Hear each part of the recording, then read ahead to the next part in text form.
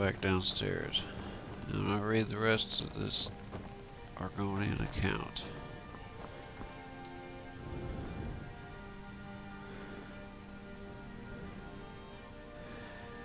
I can't believe I can't gain anything from alchemy because I'm already at 100. This is gonna look good with 2 more books. I don't know what the fuck is up with that though. That's just... Maybe it'll look right when I get all 4 of them. Because I'm about to read the rest of the series. Here we go, Wife and Jarth. Tacoma Scotty was supposedly to be in Gideon, a thoroughly imperialized city in southern Black Marsh, arranging business dealings to improve commerce in the province on behalf of Lord Vanek's building commission and its clients. Instead, he was in a half-submerged, rotten little village called Hexenoag, where he knew no one except for a drug smuggler named Chero Gimulus. Gimulus was not at all perturbed that the merchant caravan had gone north instead of south. He even let Scotty share his bucket of trout, tiny little crunchy fish he had bought from the villagers. Scotty would have preferred them cooked, or at least at any rate dead, but Jamulus blithely explained that dead cooked trout are deadly poison. If I were where I was supposed to be, Scotty pouted, putting one of the grilling, I could be having a roast and some cheese and some wine.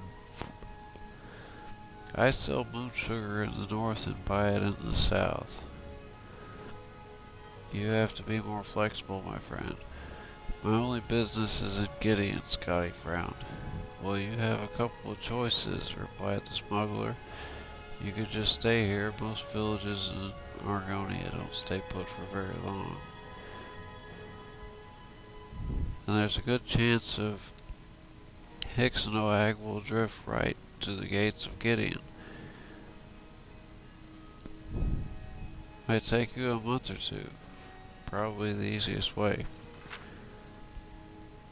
That put me far behind schedule. Next option, you could join up with the caravan again, said Jamulus. They might be going to the right direction this time. And they might not get stuck in the mud, and they might not be all murdered by Naga highwaymen. Not tempting, Scotty frowned.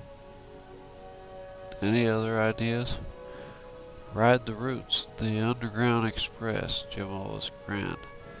Follow me. Scotty followed Jamulus out of the village and into the copse of trees shrouded by veils of wispy moss. The smuggler kept his eye on the ground, poking at the viscous mud intermittently. Finally, he found a spot that triggered a mass of big oily bubbles that fucking rise to the surface. Perfect, he said. Now the important thing is not to panic. The express will take you due south. That's the wintertide migration, and you'll know you're near Gideon when you see a lot of red clay. Just don't panic, and when you see a mass of bubbles, that's a breathing hole you can use to get out. Scotty looked at Jamulus blankly. The man was talking perfect gibberish. What? Jamulus took Scotty by the shoulder and positioning him to the top of the mass of bubbles. You stand right here. Jamulus. Scotty sank quickly into the mud, staring at the smuggler, horror struck. And remember to wait till you see the red clay. Is just next time you see the bubbles push up. The more Scotty wriggled to get free, the faster he sunk. The mud enveloped Scotty to his neck, and he continued staring, unable to articulate anything but a noise like ugh. Don't panic at the idea that you're being digested. You could live in a rootworm's belly for months. Scotty took his one last panic gasp of air and closed his eyes before he disappeared into the mud. The clerk felt a warmth he hadn't expected all around him. When he opened his eyes, he found that he was entirely surrounded by a translucent goo and was traveling rapidly forward southward, gliding through the mud as if it were air, skipping along an intricate network of roots. Scotty felt confusion and euphoria in equal measures, madly rushing forward through an alien environment of darkness, spinning around and over the thick fibrous tentacles of the trees. It was as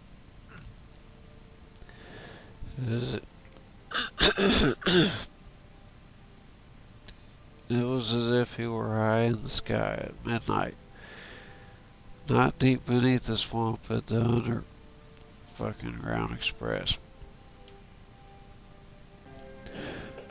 Looking up slightly at the massive root structure above, Scotty saw something wriggle past. An 8-foot-long, armless, legless, colorless, boneless, eyeless, nearly shapeless creature riding the roots. Something dark was inside it, and as it came closer, Scotty could see it was an Argonian man.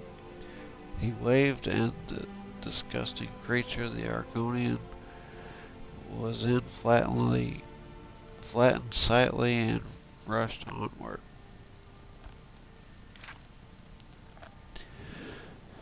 Jamelis's words began to reappear in Scotty's mind at this sight.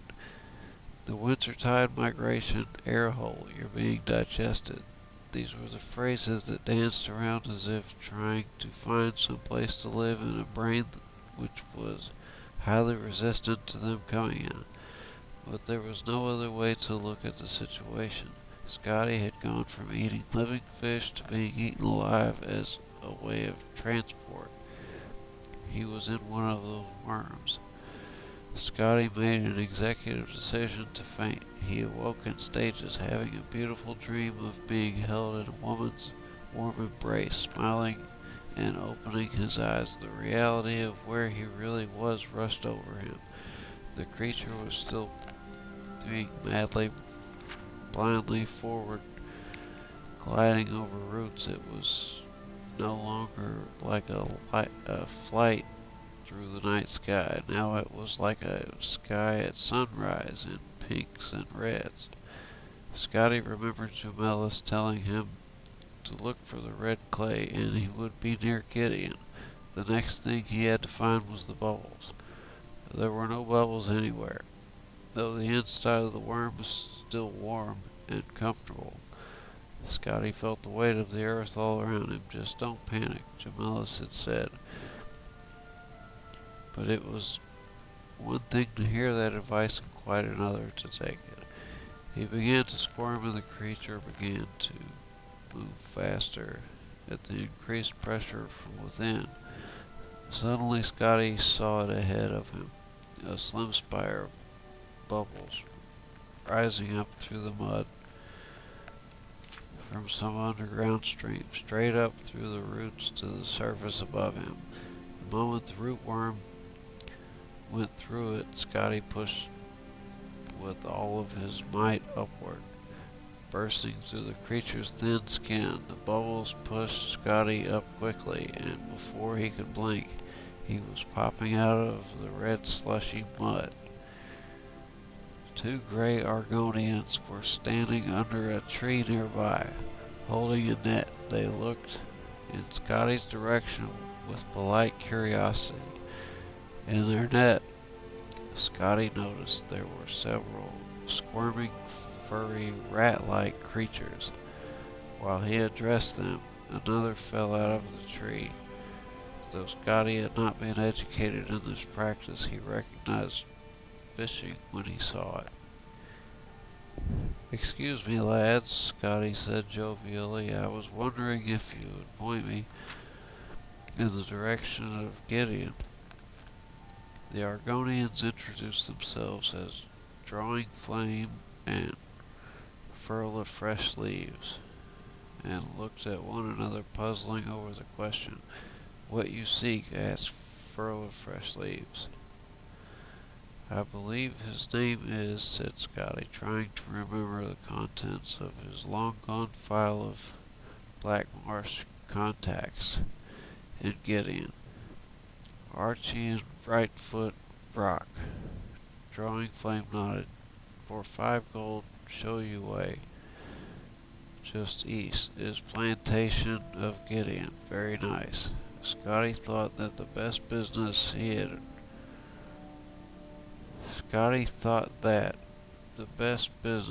heard of in 2 days, and handed Drawing Flames the 5 septums. The Argonians led Scotty onto the muddy ribbon of road that passed through the reeds and soon revealed the bright blue expanse of Topal Bay far to the west. Scotty looked around at the magnificent walled estates, where bright crimson blossoms sprang forth from the very dirt of the walls, and surprised himself by thinking, "This is very pretty." The road ran parallel to a fast-moving stream running eastwards from Topal Bay. It was called the Onkobra River, he was told. It ran deep into Black Marsh to the very dark heart of the province, peeking past the gates to the plantations east of Gideon. Scotty saw that few of the fields were tended. Most had rotten crops from harvest, past still cling to wilted vines, orchards of desolate, leafless trees. The Argonian serfs who worked the fields were thin, weak, near death, more like haunting spirits than creatures of life and reason. 2 hours later, as the three continued their trudge east, the estates were still impressive, at least from a distance. The road was still solid, if weedy, but Scotty was irritated, horrified by the field workers in the agricultural state, and no longer charitable towards the area. How much further? Furl of Fresh Leaves and Drawing Flame looked at one another as if that question was something that hadn't occurred to them. Archie is east? Furl of Fresh Leaves pondered. Near or far? Drawing Flame shrugged noncommittally and said to Scotty, "For 5 gold, show you way, just as east. Plantation, very nice." "You don't have any idea, do you?" Scotty cried. "Why couldn't you tell me that in the first place when I might have asked someone else?" Around the bend up ahead, there was the sound of hoofbeats. A horse coming closer. Scotty began to walk towards the sound to hail the rider, and didn't see Drawing Flame's taloned claws flash him out and cast the spell at him. He felt it, though, a kiss of ice along his spine, the muscles along his arms and legs suddenly immobile, as if wrapped in rigid steel. He was paralyzed. The great curse of paralysis, as the reader may be unfortunate enough to know, is that you continue to see and think even though your body does not respond. The thought that went through Scotty's mind was damn, for Drawing Flame and Furl of Fresh Leaves were, of course, the most simple day laborers in Black Marsh, accomplished illusionists, and no friend of the Imperial. The Argonians shoved Decumus Scotty to the side of the road just as the horse and rider came around the corner. He was an impressive figure, a nobleman flashing a dark green cloak, the exact same color as his skin, and a frilled hood that was part of his flesh and sat upon his head like a horned crown. "Greetings, brothers," the rider said to the two. "Greetings, Archie and Rightfoot Rock." they responded, and then furl of fresh's leaves added, "What is my lord's business on this fine day?" "No rest, no rest," the Archean sighed regally. "One of my she-workers gave birth to twins. Twins! Fortunately, there's a good trader in town for those. And she didn't put up too much of a fuss. And then there's a fool of an Imperial from Lord Vanek's building commission I am supposed to meet with in Gideon. I'm sure he'll want a grand tour before he opens up the treasury for me. Such a lot of fuss." Drawing Flame and Furl of Fresh Leaves sympathized, and then Archie and Right Foot Rock rode off, and they went to look for their hostage. Unfortunately for them, gravity being the same in Black Marsh as elsewhere in Tamriel, their hostage, the Cumas Scotty, had continued to roll down from where they left him, and was at that moment in the Cobra River, drowning. Well, that's the end of the book, so fucking finally. Alright, I've got 2 more beers, so I'm gonna try to read the rest of this Argonian account, book number 4, actually. Let's get up.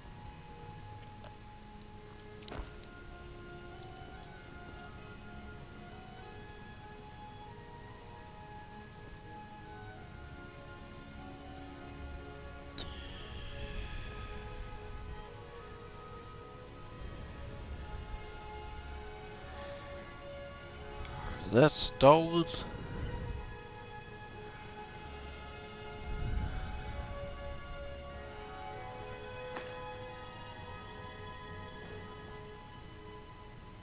That looks a lot better. But what the fuck? It's still doing that.